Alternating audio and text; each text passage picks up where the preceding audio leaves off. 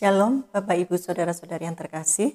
Berjumpa kembali dengan saya Veronica Yusia Sulistianingsih di BC Katolik Channel edisi hari Minggu 29 Januari 2023. Permenungan saya hari ini berjudul Jangan Lupa Bahagia. Bacaan Injil hari ini diambil dari Injil Matius 5 ayat 1 sampai dengan 12 yang berbunyi demikian. Ketika Yesus melihat orang banyak itu, naiklah ia ke atas bukit, dan setelah ia duduk, datanglah murid-muridnya kepadanya. Maka Yesus pun mulai berbicara dan mengajar mereka. Katanya, "Berbahagialah orang yang miskin di hadapan Allah, karena merekalah yang empunya kerajaan surga. Berbahagialah orang yang berduka cita, karena mereka akan dihibur. Berbahagialah orang yang lemah lembut, karena mereka akan memiliki bumi. Berbahagialah orang yang lapar dan haus akan kebenaran, karena mereka akan dipuaskan. Berbahagialah orang yang murah hatinya, karena mereka akan beroleh kemurahan. Berbahagialah orang yang suci hatinya, karena mereka akan melihat Allah. Berbahagialah orang yang membawa damai, karena mereka akan disebut anak-anak Allah. Berbahagialah orang yang dianiaya oleh sebab kebenaran, karena merekalah yang empunya kerajaan surga. Berbahagialah kamu, jika karena aku kamu dicela dan dianiaya, dan kepadamu difitnahkan segala yang jahat. Bersukacitalah dan bergembiralah, karena upahmu besar di surga, sebab demikian juga telah dianiaya nabi-nabi yang sebelum kamu." Demikianlah sabda Tuhan, terpujilah Kristus. Bapak, Ibu, Saudara-saudara yang terkasih, perkataan bahagia yang tercatat dalam Injil Matius 5 ayat 1 sampai dengan 12 ini kedengarannya agak unik untuk kriteria tentang kebahagiaan yang diucapkan Yesus. Biasanya kita menganggap bahwa yang berbahagia adalah orang yang mempunyai banyak kemampuan di hadapan Allah atau orang yang unggul dalam urusan kerohanian, bahkan orang yang cenderung berlimpah materi. Namun dalam khotbahnya di bukit, Yesus mengajarkan kepada semua orang, termasuk para murid, tentang siapa yang disebut berbahagia. Yesus mengedepankan 8 sifat orang yang diberkati atau berbahagia, yaitu hidup yang diperkenankan Tuhan dan semuanya melambangkan tentang ajaran kebaikan. Sifat-sifat orang seperti apakah yang disebut merasa berbahagia menurut bacaan Injil hari ini? Yang pertama, orang yang miskin secara rohani, karena mereka memiliki kerajaan Allah. Kita lihat di ayat yang ketiga. Allah akan senantiasa memerintah dan memelihara hidupnya, sehingga diperkaya batinnya untuk mengetahui tentang kebenaran. Yang kedua, orang yang sangat berduka atas dosa-dosanya akan mendapatkan penghiburan dari Tuhan, yaitu berupa rahmat pengampunan baginya, sehingga merasakan kemerdekaan atas hidupnya untuk dengan bebas datang kepada Tuhan dalam perayaan Ekaristi Kudus. Yang ketiga, orang yang bersifat lemah lembut. Orang-orang bersifat seperti ini cenderung memiliki kerendahan dan kelembutan hati seperti Yesus, sehingga dalam setiap perbuatannya mencerminkan teladan Yesus. Yang keempat, orang yang kelaparan dan haus akan kebenaran. Mereka akan terus dan selalu mencari dan menemukan Allah sebagai satu-satunya sumber kebenaran yang sanggup memuaskan kekeringan rohaninya. Yang kelima, orang yang murah hati. Mereka mempunyai jiwa pengampun dan penuh belas kasihan kepada orang yang menderita. Maka dikatakan kepadanya bahwa Allah akan menyatakan kemurahannya dan berkat yang berlimpah, sehingga tidak akan berkekurangan hidupnya. Yang keenam, orang yang hatinya disucikan oleh Allah. Mereka menjalin komunikasi yang intim serta intens dengan Allah dalam menyikapi pergumulan hidup yang nyata, sehingga lebih peka mendengar suaranya sebagai petunjuk untuk melangkah. Yang ketujuh, orang yang bisa berdamai dengan sesamanya dan membawa orang lain berdamai dengan Allah. Tidak menjadi pendendam, namun lebih mau melepaskan pengampunan. Yang kedelapan, Orang yang mengambil bagian dalam pelayanan meneladani kehidupan Yesus dan murid-muridnya. Mereka berani menanggung cela, aniaya, dan fitnah untuk kebenaran. Tuhan memperhitungkan jerih lelahnya dan akan mencukupkan apa yang menjadi kebutuhannya. Bapak, Ibu, Saudara-saudari yang terkasih, hari ini kita semua diingatkan bahwa kebahagiaan yang sejati bukan masalah fisik atau materi, melainkan secara rohani. Sumber kebahagiaan yang sejati itu sendiri berasal dari Tuhan melalui firman-Nya yang dengan kesadaran penuh kita hayati dan kita hidupi dalam keseharian kita. Menjadi bahan permenungan bagi saya dalam bacaan Injil hari ini yang ternyata luas sekali. Satu perikop masing-masing ayatnya betul-betul mengena dan menjadi permenungan juga buat saya. Tergolong sifat manusia manakah saya ini? Menjadi bahan refleksi bagi saya tentang apa itu bahagia, di manakah letaknya bahagia, atau sudahkah saya bahagia? Tidak mudah untuk memahami apa yang dimaksud ucapan bahagia dari Yesus dalam bacaan Injil ini. Lah wong miskin kok disuruh bahagia, lapar dan haus kok disuruh bahagia. Berduka, dianiaya, dicela, difitnah, lah kok juga disuruh bahagia. Apa ya bisa? Gak realistis banget.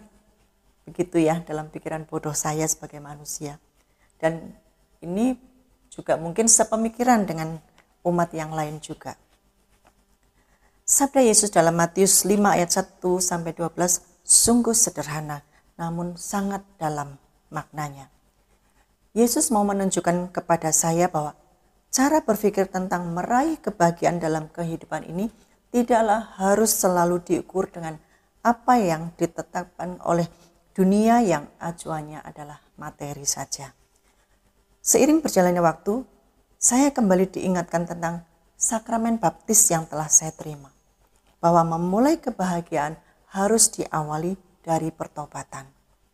Meninggalkan kehidupan lama dan cara pandang duniawi, kembali kepada Allah dan menggali nilai-nilai yang Allah tetapkan dan menjalankannya di dalam kebenaran. Kebenaran akan apa? Akan Yesus Kristus tentunya, sebagai satu-satunya juru selamat saya dalam mencari jalan keselamatan menuju kehidupan kekal. Akhirnya saya menyadari bahwa berjalan bersama Yesus adalah sumber kebahagiaan bagi saya. Bapak, Ibu, Saudara-saudari yang terkasih, sepanjang perjalanan kehidupan saya, telah banyak melewati masa-masa sulit, sakit hati, jatuh bangun dalam usaha babak belur secara ekonomi, kehilangan, cibiran, dan hinaan kerap saya terima.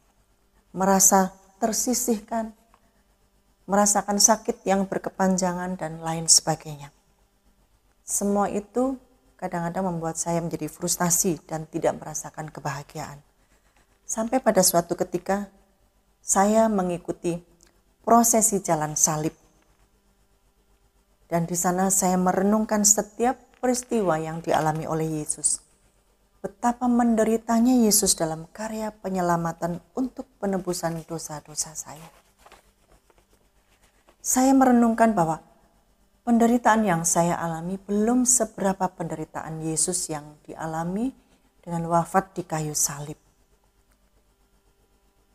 Yesus menghadapi jalan salib untuk menunjukkan kepada saya bahwa ada sukacita yang besar yang disediakan bagi saya yang percaya bahwa di balik setiap persoalan dan pergumulan hidup yang sedang saya hadapi, terdapat anugerah Allah yang tidak pernah berhenti. Terkadang Allah izinkan peristiwa badai permasalahan menimpa kehidupan saya karena Allah mau saya tetap bergantung total kepadanya dan mau menunjukkan kemahakuasaannya kepada saya supaya saya tetap tenang dalam menghadapinya dan meraih kebahagiaan bersamanya. Bahagia bagi saya sangat sederhana.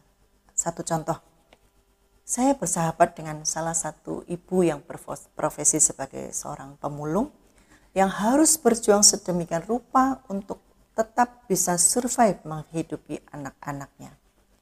Hampir setiap pagi dia selalu menunggu saya datang di kantor dengan duduk di depan kantor saya di emperan ya, di lantai.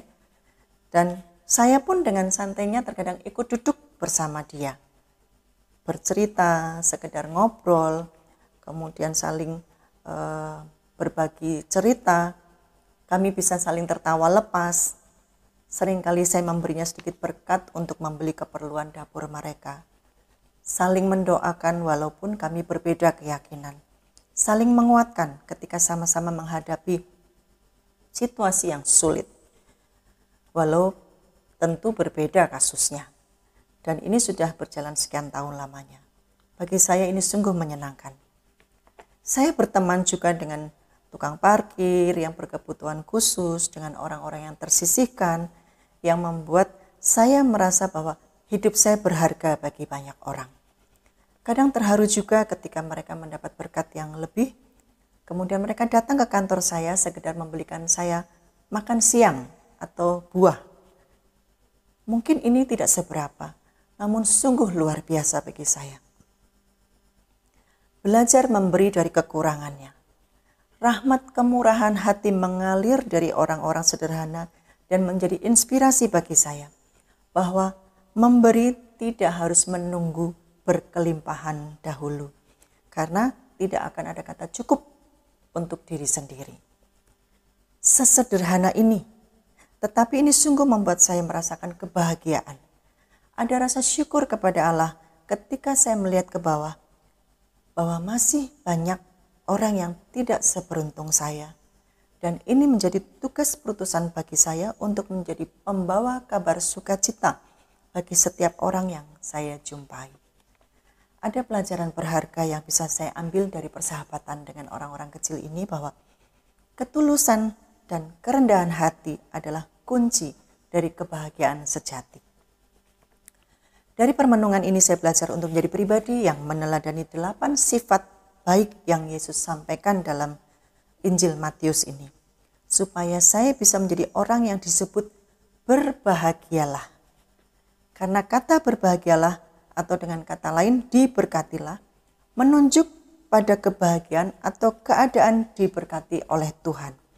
Walaupun pada kenyataannya di balik berbahagialah ada situasi duka atau situasi yang sulit dan tidak mengenakan. Namun janji Allah adalah pasti, ya dan amin. Bagi saya ini adalah satu ajakan yang sangat baik, bahwa Allah menyertai saya dalam situasi apapun, sehingga tidak ada alasan lagi bagi saya untuk tidak berbahagia. Yang bisa membuat saya bahagia adalah diri saya sendiri. Slogan atau kalimat yang saya pakai dalam judul permenungan hari ini, jangan lupa bahagia, mengingatkan Bapak, Ibu, Saudara-saudari dan saya untuk terus melakukan upaya menuju kebahagiaan sejati.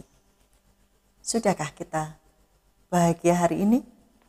Mari Bapak, Ibu, Saudara-saudari bersama-sama merenungkan firman-Nya, dihayati dan dihidupi dalam keseharian kita, supaya damai sejahtera dan sukacita menjadi kebahagiaan bagi kita.